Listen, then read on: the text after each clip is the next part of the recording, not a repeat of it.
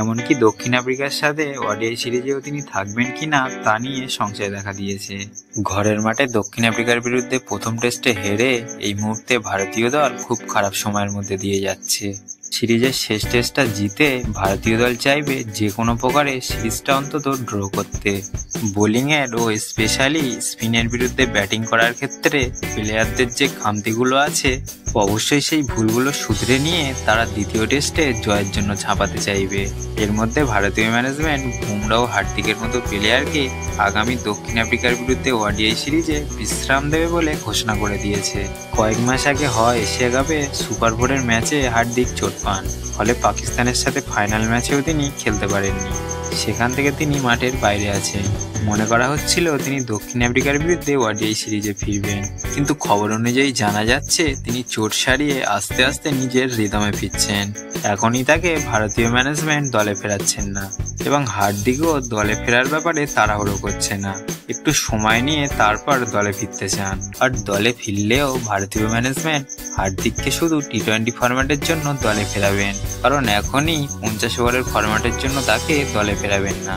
এখনই তাড়াহুড়ো করে অধিক ওয়ার্কলোডের কারণে ফের চোট লাগলে আগামী 27-এর বিশ্বকাপের জন্য হার্দিকের মতো প্লেয়ারের কিছু হলে তা ভারতীয় দলের জন্য অনেক ক্ষতি হবে। ফলে নির্বাচকরা হার্দিককে আগামী 26-এর টি-20 বিশ্বকাপ পর্যন্ত শুধু টি-20 ফরম্যাটে খেলিয়ে তারপর 27-এর বিশ্বকাপের কথা চিন্তা করে ওডিআই ফরম্যাটের জন্য তাকে দলে ফেরাবেন। মনে করা হচ্ছে আগামী দক্ষিণ আফ্রিকা ও নিউজিল্যান্ড টি-20 সিরিজে তিনি আবার ভারতীয় দলের হয়ে ফিরতে চলেছেন। আর বুমরার কথা যদি বলা যায়, তিনি জানুয়ারিতে পিঠে চোট পেয়েছিলেন। চোট সারিয়ে ফিরে এসে এমনকি ইংল্যান্ডের সঙ্গে সিরিজেও তিনি সব ম্যাচ খেলেননি ওয়ার্কলোডের জন্য। কয়েকদিন আগে অস্ট্রেলিয়ার সাথে টি-20 সিরিজ খেললেও ওডিআই সিরিজে তিনি খেলেননি।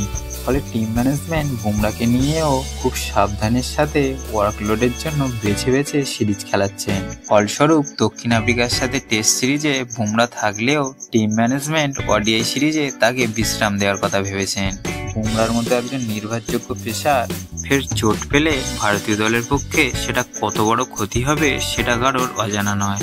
এবারে আসা যাক আমাদের ক্যাপ্টেন শুভমান গিলের কথায়। প্রথম টেস্টে ঘরের মাঠে সাউথ আফ্রিকার সাথে হেরে ভারতীয় দল এখন খুব কঠিন সময়ের মধ্যে দিয়ে যাচ্ছে।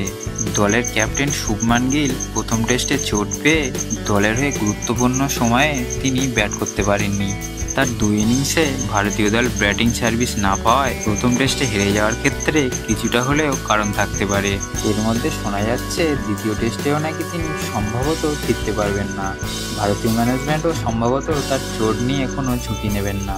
গিলের ঘাড়ের ব্যথা আগের থেকে অনেক কম হলেও ম্যানেজমেন্ট তার চোট নিয়ে 100% নিশ্চিত না হলে মনে করা হচ্ছে মাঠে নামানোর ঝুঁকি নেবেন না। যেহেতু তিনি ভারতীয় দলের টেস্ট ও টি-20 দলের অধিনায়ক, ফলে তাকে আনফিট অবস্থায় ম্যাচ খেলিয়ে তিনি যদি দীর্ঘদিনের জন্য মাঠের বাইরে চলে যান, যেটা হবে ভারতীয় দলের জন্য অনেক বড় ধাক্কা। এমনকি দক্ষিণ আফ্রিকার সাথে ওডিআই সিরিজেও তিনি থাকবেন কিনা তা নিয়ে সংশয় দেখা দিয়েছে। এবং শেষ ম্যাচ যদি গিল না খেলতে পারেন তাহলে অধিনায়কের দায়িত্ব ঋষভ পান্থকেই সামলাতে হবে। তবে সব থেকে চমকের বিষয় হবে গিল না খেললে তার পরিবর্তে কাকে নেওয়া হবে, সাই সুদর্শন নাকি দেবদত্ত পাডিক্কল। যেই খেলবে তাকেই চরম পরীক্ষার মুখে পড়তে হবে মহারাজ হারমারের মতো বোলারদের সামনে। সো ভিডিওটা এখানেই শেষ করা যাক। আর ভিডিওটা ভালো লাগলে লাইক, কমেন্ট ও অবশ্যই চ্যানেলটা সাবস্ক্রাইব করতে ভুলবে না।